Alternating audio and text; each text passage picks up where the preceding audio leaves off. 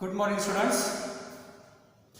Yesterday we have learned about accuracy and precision. Today we will learn about errors and the types of errors. Yesterday we have learned what is the meaning of error. The uncertainty in the measured value is called as error. Whenever we do experiment or whenever we do certain measurements, there will be certain amount of uncertainty. Uncertainty is deviation from the actual value, that is called as error. Uncertainty in the measured value is called error. Errors are broadly classified into two categories: systematic errors and random errors. The word systematic error, you see, the word systematic means it is organized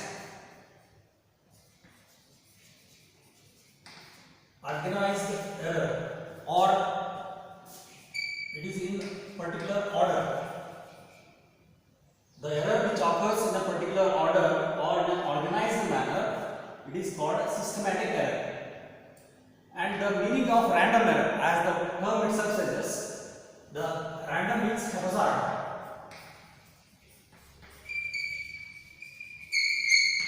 The errors which occur randomly, haphazardly, not in a particular order, they are called as random errors.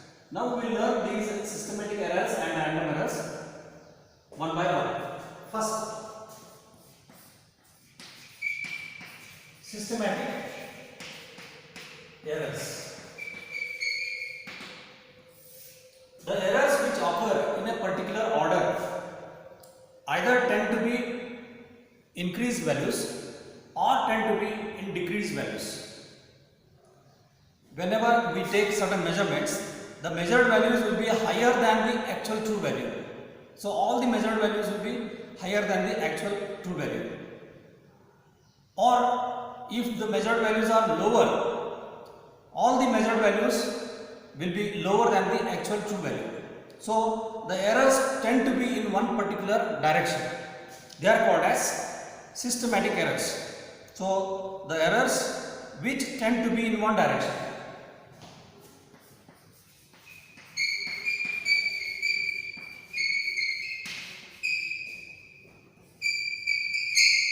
The errors which shift to be or tend to be in one direction,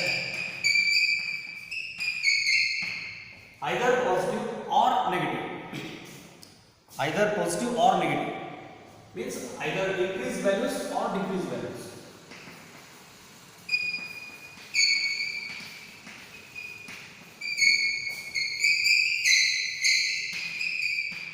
Negative means lower than the actual true value. Positive means higher than the actual true value. They tend to be shifting in one particular direction. Such errors are called as systematic errors. These are called as systematic errors. Now let us see what are the causes of these systematic errors. What are the sources or causes of systematic errors? Sources or causes of systematic errors. There are basically three. One is instrumental error.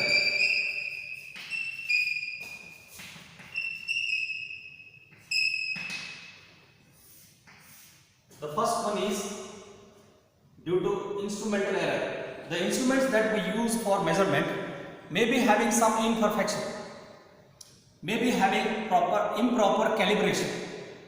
For example, if you are using a thermometer, laboratory thermometer, let us suppose we are using a laboratory thermometer, and we know that the boiling point of water is 100 degrees Celsius. But because of imperfect graduations of the thermometer levels, it may not show 100 degrees Celsius. Let us say that it is showing 104 degrees Celsius.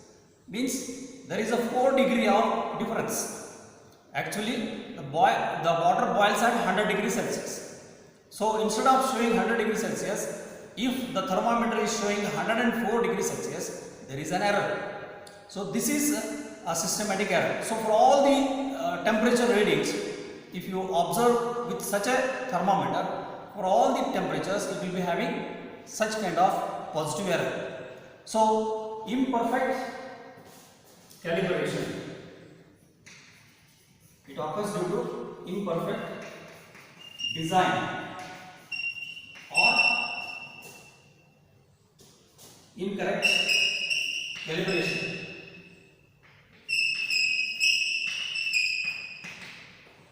Imperfect design or imperfect calibration of instrument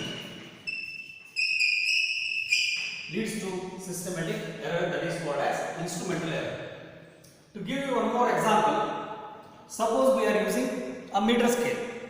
If the meter scale edge, if the end of the meter scale is worn off, or if the edges of the meter scales are worn off, then the observations that we take for measurement of length will be always having certain errors.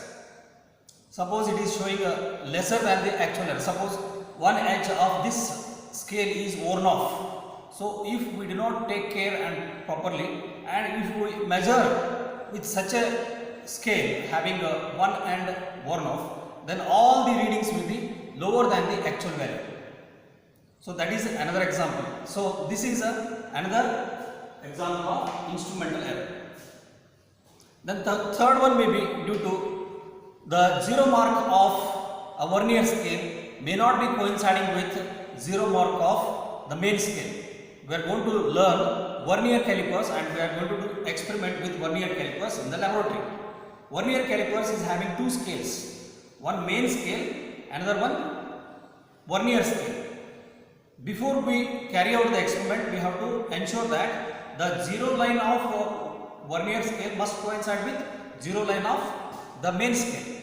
If it doesn't coincide, then everywhere it will be showing either increased values of length or decreased values of length. So imperfect design or calibration of instrument leads to instrumental error, that is going to be the cause of systematic error. Now the second one is imperfect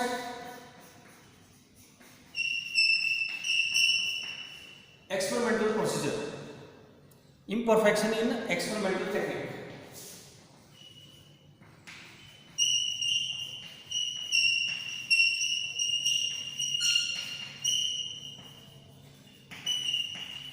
This is second one. This imperfection in experimental technique is maybe due to the external factors.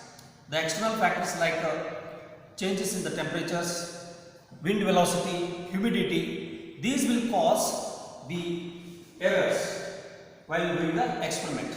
So imperfection in experimental technique. To give you an example, for measurement of body temperature, we use clinical thermometer. The clinical thermometer, we usually keep it under our armpit.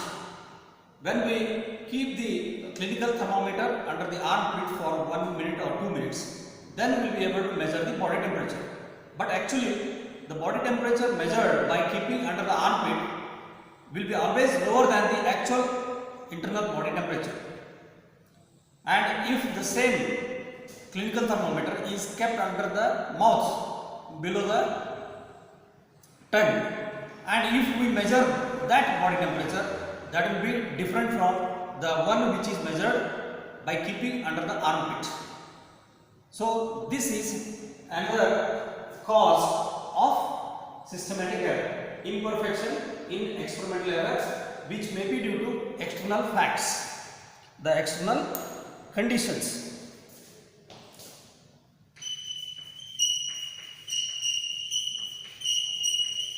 It occurs due to external conditions like temperature variations,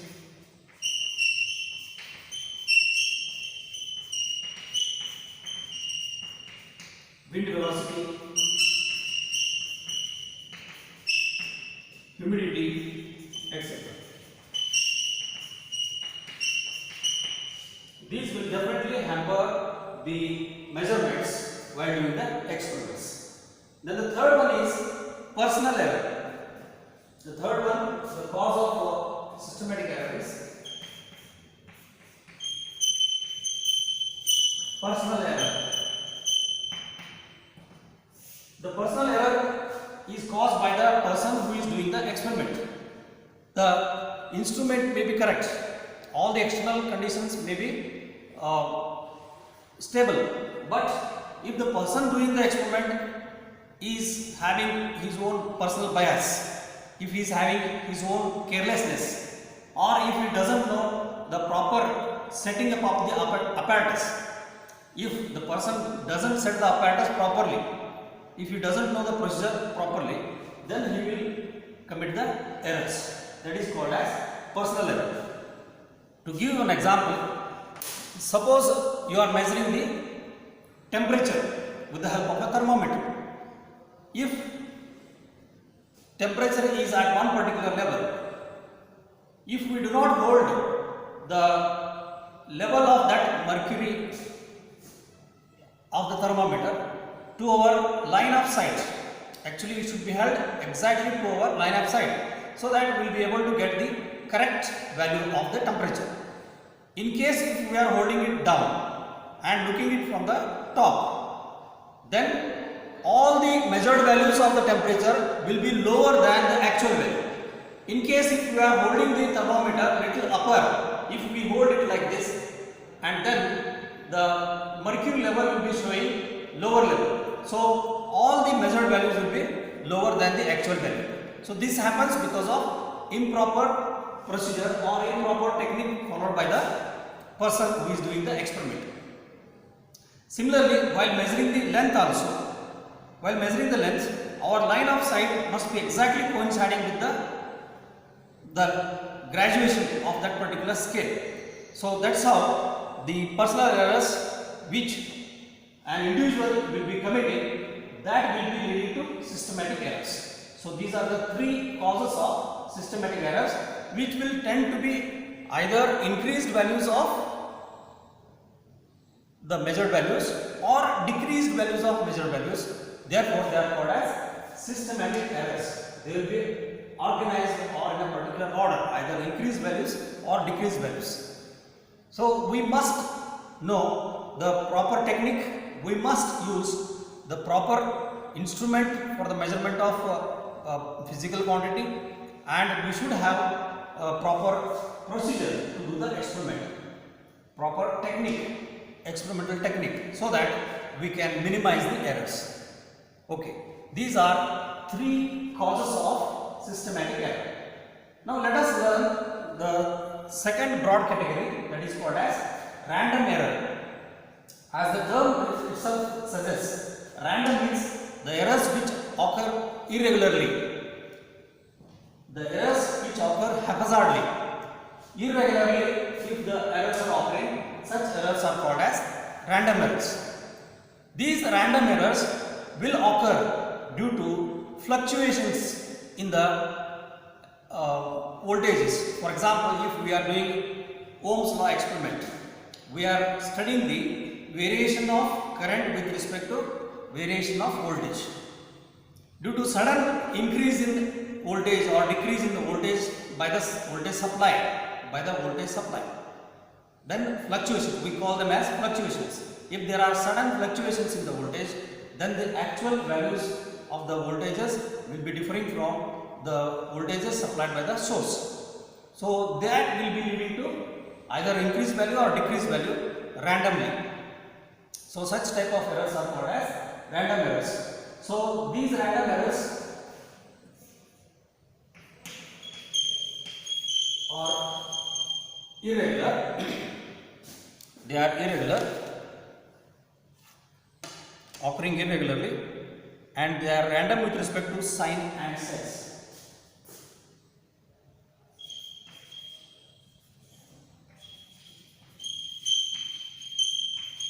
Random with respect to size and sign. To give example, fluctuations. sudden increase or decrease in the values of voltages, fluctuations in the voltages or currents while doing the electric current experiments, fluctuations in the temperature,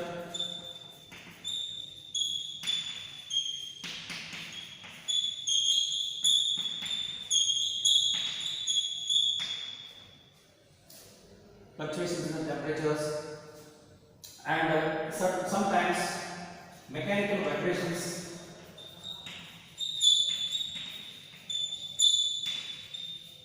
If there are vibrations taking place while doing the experiment, then we will not be able to get the correct measurement. So that will lead to haphazard errors called as random errors. Then how to minimize these kind of errors? As I told you, to minimize these kind of errors, we must use improving experimental techniques. We must improve the experimental techniques.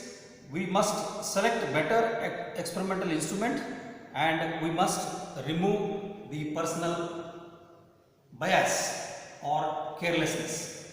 So how to minimize the errors?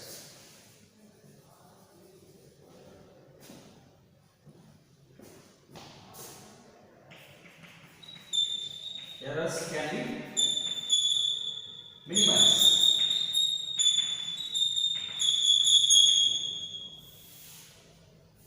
by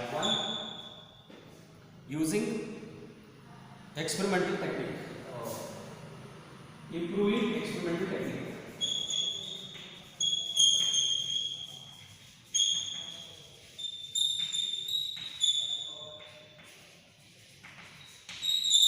Improving experimental technique. Second one,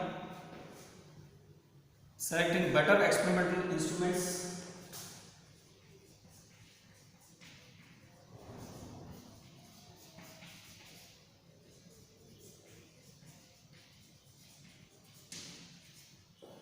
Selecting better experimental instruments.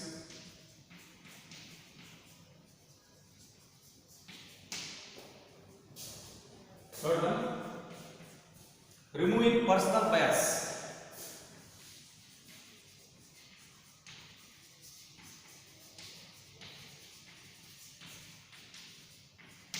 Personal bias means the personal error which will be occurring due to the individual's lack of setting the apparatus, lack of technique, lack of procedure. So the person or the individual who is doing the experiment must be knowing the proper procedure, how to set the apparatus and how to take the proper observations. So parallax error, that's what I told you. If our line of sight is not coinciding with the mercury level of a thermometer, then it will lead to an error called as parallax error. Line of sight must be always coinciding with the mercury level, even while reading the length of a particular object. When we use the scale, the edge of the scale must be exactly coinciding with that edge of the object, and then line of sight of our eyes must be exactly coinciding with the instrumental edge. Then only we will be able to get the proper measurement. So these are some techniques to minimize errors. Now next we are going to learn one more important error. It is called as least count error. Before that, what is the meaning of least count? We will study. Let us learn the third important error, that is called least count error. This least count error is again belonging to instrument. What is least count? The smallest value that can be measured by an instrument is called its least count. Smallest value that can be measured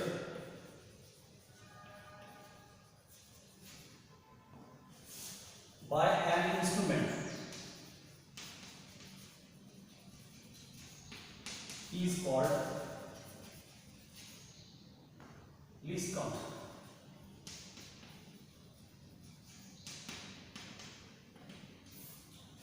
Let us say, for example, suppose we are measuring the length with the help of a meter scale. The smallest value that a meter scale can measure is 1 millimeter. You see, it is in centimeters, and 1/10 of a centimeter is 1 millimeter. So least count of meter scale is 1 millimeter.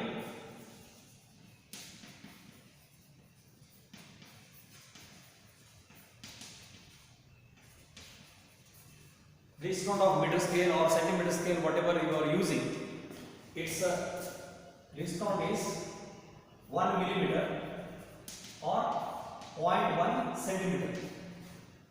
If the length is less than 1 millimeter, if the thickness of wire, for example, if it is less than 1 millimeter, thickness of the thread, for example, it is less than 1 millimeter, then we cannot use this scale. Then it will give us error. So if the thickness of any object is having a length greater than 1 millimeter or lying in between 1 to 2 millimeters, if it is in between 1 to 2 millimeters, or if it is in between 10.1 and 10.2 centimeters, then that cannot be measured with the help of least count. So that cannot be measured with the help of meter scale. Then meter scale is having a limitation of its resolution. It is also called as limit of resolution of meter scale. In the same way, if we use another instrument, we are going to use in the laboratory, it is called vernier scale. So least count of vernier calipers, it is called as vernier calipers. It is 1/10 of a millimeter. We can measure 1/10 of a millimeter using vernier calipers. 1/10 of a mm, that is 0.01 centimeter. 1/100th of a centimeter can be measured with the help of vernier scale. So vernier scale is having a better limit of resolution than the meter scale. So in case there is an error that is going to take place with the help of meter scale, then we can go for vernier calipers. Vernier calipers can measure up to an accuracy of 1/100th of a centimeter, that is 0.01 centimeter. That is the least count of meter scale. In the same way, there are some more instruments like screw gauge, or one more is there, it is called spirometer. Screw gauge. The least count of screw gauge or spirometer is 1/100th of a millimeter. You can see here 1/100th of a millimeter can be measured with the help of a screw gauge. That is 0.001 centimeter. Even spirometer can also be used, which can measure up to 1/100th of a millimeter thickness. So if there is an error that is going to occur with vernier calipers, then it can be replaced with screw gauge or spirometer. So by improving, means by choosing a particular instrument of a high resolution, we can minimize the least count error. We can reduce the least count error. So least count error can also happen in case, as I said earlier, if the zero line of vernier scale, in the case of vernier calipers, if the zero line of vernier scale does not coincide with zero line of main scale, then it will lead to an error called as least count error. Then we have to change the instrument. So these are the types of errors, and least count errors can be either be included in systematic error or be included in random errors. So least count errors can be systematic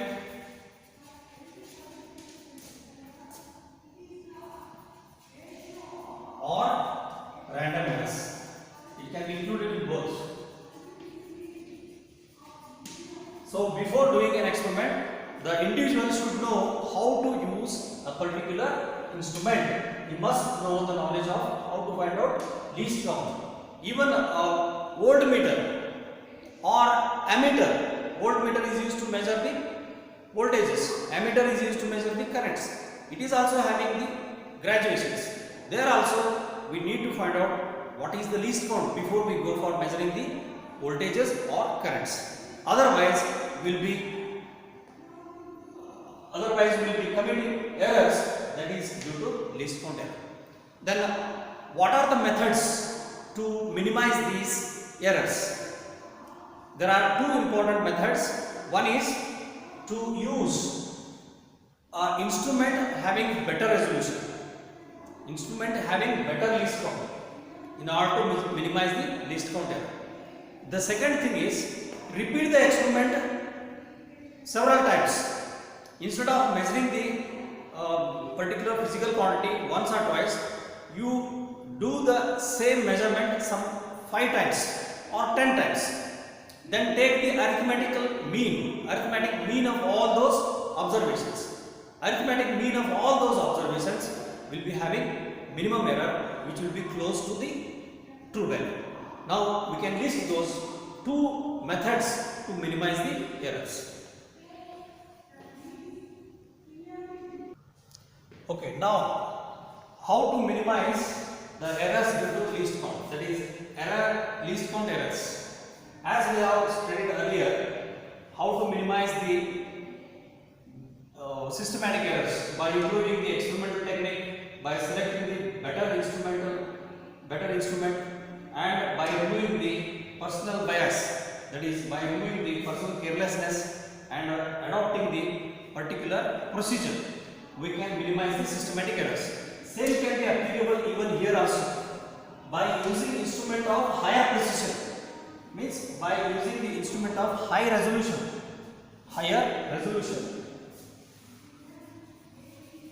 Resolution means, I told you, instrument of high least count, better least count. Instead of meter scale, go for 1 meter scale. So that is the meaning of instrument of high precision or instrument of high resolution. Second thing, by improving the experimental technique and removing the personal bias, etc., we can reduce the least count errors. Second thing, this is very important. We are doing these things, not only this, we are doing this second one also in the practicals while doing the experiments. Repeating the observations several times. We are repeating the observations, say nearly about 10 times. We take 10 readings and then take the arithmetic mean. Then take the arithmetic mean of all those 10 readings. We add all those 10 readings and divide it by 10. That is number of observations. Then we get the mean value. That mean value will be very close to the true value of the measured quantity. So these are the two procedures. Using the instrument of high precision, improving the experimental techniques and removing the personal bias, personal carelessness, using the proper procedure, we can reduce the least count errors. Second one is repeating the observations several times. Instead of taking the observations once or twice, we repeat the observations nearly 8 to 10 times. And then we add all those observations and divide it by number of observations. Suppose we have taken 10 readings, we divide it by 10. Then we get the mean value. That mean value would be very close to the true value of the measured quantity. This is how we reduce the errors, that is systematic errors, random errors, and finally the least count errors. Tomorrow we are going to learn calculation of errors and percentage errors. This is what we are going to learn tomorrow. Tomorrow we will be doing certain examples also that will be quite interesting. Good day. Have a nice day. Bye.